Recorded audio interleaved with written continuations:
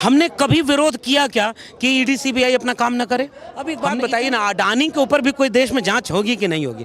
काला धन वापस आया कि नहीं आया, इसका कोई श्वेत पत्र जारी होगा कि नहीं होगा? अरे भाई, लालू यादव पर आरोप लगा तो लालू यादव जेल में चले गए। बीमार लालू यादव पर सीबीआई रेड पड़ी रही है। और बता दो, जय शाह अमित शाह का बेटा है।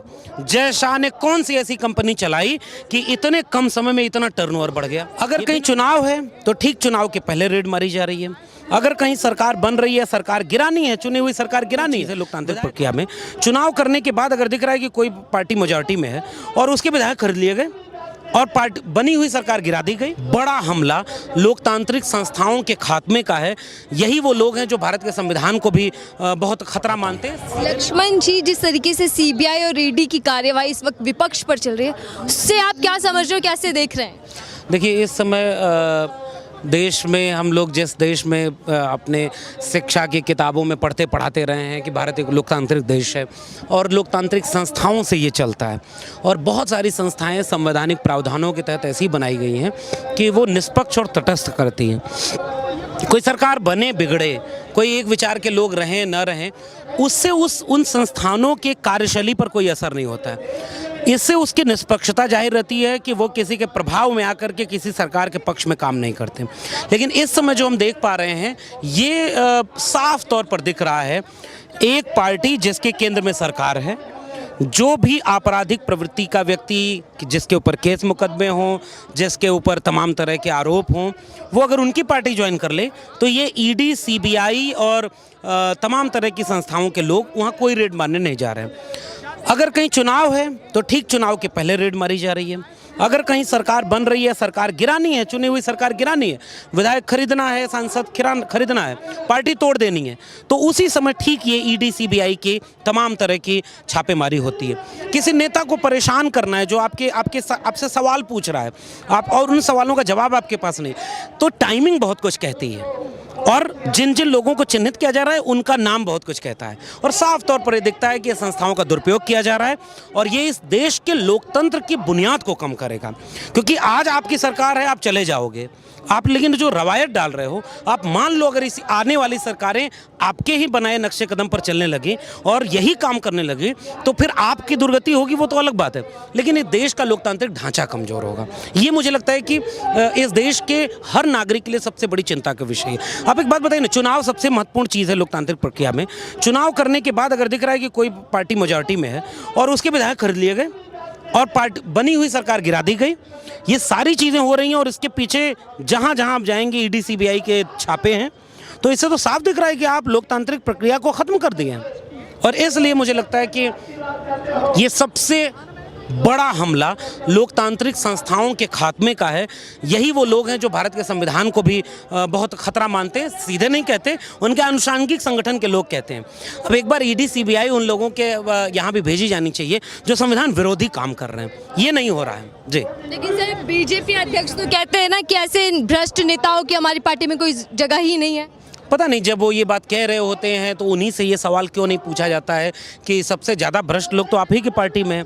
अब मैं नाम क्या गिनवाऊं, दक्षिण भारत में कर्नाटक से लेकर के बंगाल तक में, तो उत्तर प्रदेश से लेकर के मध्य भारत के तमाम राज्यों में जो लोग आपराधिक कह रहे थे, जिनके साथ कह रहे थे ये जेल में चक्की पीसिंग महाराष्ट्र में, उन्हीं को आधी रात को शपथ दिलवा ली अपनी पार्टी में के साथ गठबंधन करके।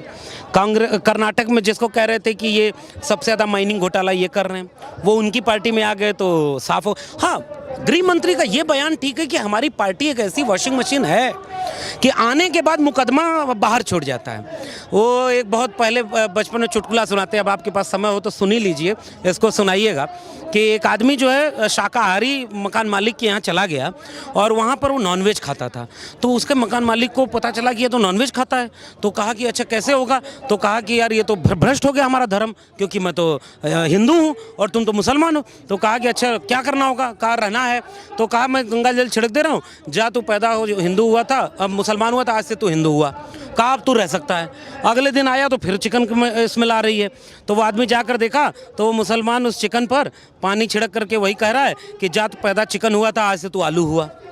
तो वो जो बदल गया, वो कौन बदल गया? वो वही बदल गया जो बीजेपी ज्वाइन कर लिया। जा तू जो है अपराधी था, जा तू जो है सबसे बड़ा घोटालेबाज था, तू बीजेपी ज्वाइन कर लिया, आज से तू राष्ट्रभक्त हो गया, ले सर्टिफिकेट, जा मस्जिदों पर, मंदिर मस्जिद का बहस कर, जा तुझे छूट है। ये इस देश में इतना बड़ा मजाक हो रहा है और मुझे अफसोस इस बात का है कि इस देश की आवाम सब कुछ खामोशी से शांति सुन रही है।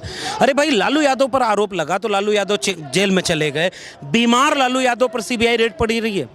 और बता दो, जय शाह अमित शाह का बेटा है, जय शाह ने कौन सी ऐसी कंपनी चलाई कि इतने कम समय में इतना टर्नओवर बढ़ गया? ये बिना घोटाला और बिना भ्रष्टाचार के संभव है क्या? ये मेरा सवाल है। इसलिए अमित शाह बिल्कुल ठीक बोल रहे हैं कि उनकी पार्टी में कोई भ्रष्टाचारी नहीं है। जनता देख ले, जनता को अगर ये बात कबूल है तो फिर मैं क्या बोलूं। सर, क्या ऐसी कार्यवाही से विपक्ष को कमजोर या खत्म करने की कोशिश की जा रही है? बिल्कुल कोशिश की जा रही है, क्योंकि लोकतांत्रिक संस्थाओं को खत्म कर देना, विपक्ष के नेताओं पर ईडी सीबीआई के रेड लगाना, उनकी आवाज़ को दबाना, और केवल विपक्ष के राजनीतिक दलों पर ही ये काम नहीं हो रहा है, ये काम जन आंदोलनों पर भी हो रहा है।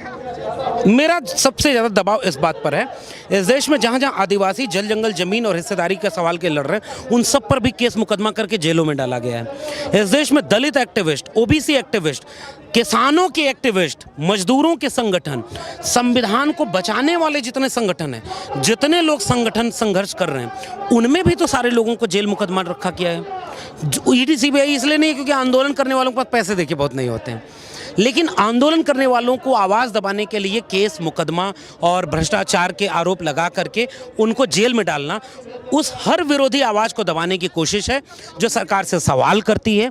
मुझे लगता है कि इस देश के आम आवाम को सोचना होगा कि अगर सरकार से सवाल पूछना बंद कर देंगे तो मुझे लगता है कि देश कमज़ोर होगा, और इसलिए इसका नुकसान केवल विपक्ष को नहीं होगा, इसका नुकसान इस देश की जमहूरियत को होगा। इसलिए मैं इस तरह की किसी भी कार्रवाई का विरोध करता हूँ। मैं चाहता हूँ कि लोकतांत्रिक संस्थाएं जिंदा रहें। लेकिन सर, अगर सीबीआई या ईडी कार्यवाही करती है, कहीं पे छापेमारी करती है, तो वो अपना काम कर रहे हैं, इसमें डर कैसा? विपक्ष कहीं ना कहीं चोर है ना। मैं ये कह रहा हूँ कि ये सरकार यही कहती है, कोई भी सरकार होती है यही कहती है। बीजेपी कह रहे हैं चोर की दाढ़ी में टिंक। बिल्कुल ठीक बात है। और मैं तो कह रहा हूँ कि बंगाल से लेकर के कर्नाटक तक, महाराष्ट्र से लेकर के यूपी और मध्य प्रदेश तक जितने लोगों पर ईडी सीबीआई जा रही थी, जैसे ही वो सरकार में आ गए तो उसके बाद छापा क्यों नहीं मारा गया, ये मेरा सवाल।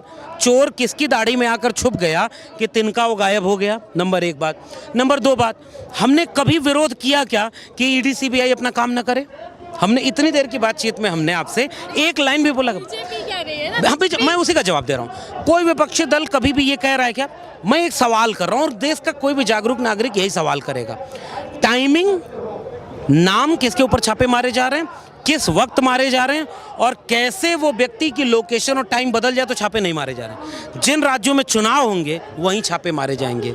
जिन राज्यों में सरकार बनने वाली है, गिरने वाली है, विधायक खरीदने वाले हैं, बेचने वाले हैं, जिन जगहों पर कोई बड़ा काम करने वाला है, कोई सरकार कोई जाति जनगणना जैसे कोई बड़ा कदम उठा ले बिहार की सरकार, तो उसके बाद तुरंत ये सारी कार्रवाई शुरू हो जाती है। और तमाम वो लोग, अब एक बात बताइए ना, अडानी के ऊपर भी कोई देश में जाँच होगी कि नहीं होगी? काला धन वापस आया कि नहीं आया, इसका कोई श्वेत पत्र जारी होगा कि नहीं होगा? तो सवाल तो सैद्धांतिक पूछे जा रहे हैं। हम आपसे कतई ये सवाल नहीं कर रहे कि ये संस्थाएं अपना काम ना करें। हम ये चाहते हैं कि सरकारें बीजेपी के एजेंडे पर काम ना करें। जो भाषा बीजेपी की है, जो एजेंडा बीजेपी का है, अगर वही चुनाव आयोग के दिखेगा, वही किसी बाबा का दिखेगा, वही किसी ईडी सीबीआई का दिखेगा, तो मुझे इन सब में एक रिश्ता नजर आएगा, और इस रिश्ते पर मैं सवाल पूछूंगा कि रिश्ता क्या कहला रहा है। लेकिन सर, जिस तरीके से कार्यवाही एक के बाद एक विपक्षी नेता पर चल रही है, तो इसका कोई ताल्लुकात 2024 के चुनावों से भी है? बिल्कुल साफ और सीधा ताल्लुक यही है कि विपक्ष को डराओ, और विपक्ष में केवल नेता नहीं, हर तरह की आवाज़ को डराओ और उन सारे लोगों को कमज़ोर कर दो, ताकि जितने भी लोग हैं, जिस भी तरह के लोग हैं, उनको इतना कमज़ोर कर दो कि वो चुनाव में चुनौती बन करके सामने ना आए, वो चुनाव में चुनौती ना बने। और इसलिए चुनाव तो अब ऐसे लड़े जा रहे हैं। मैं नहीं जानता कि ईवीएम सही है या गलत, मैं नहीं जानता कि बैलेट पेपर पे कौन जीत रहा है और दूसरे पे कौन हार गया, मैं नहीं जानता कि कैसे कौन जीता हुआ कैंडिडेट को हराया घोषित किया जाए। सब कुछ इस देश में हो रहा है ना भाई। पता नहीं कितनी ईवीएम कहाँ से कहाँ कौन ले जा रहा है।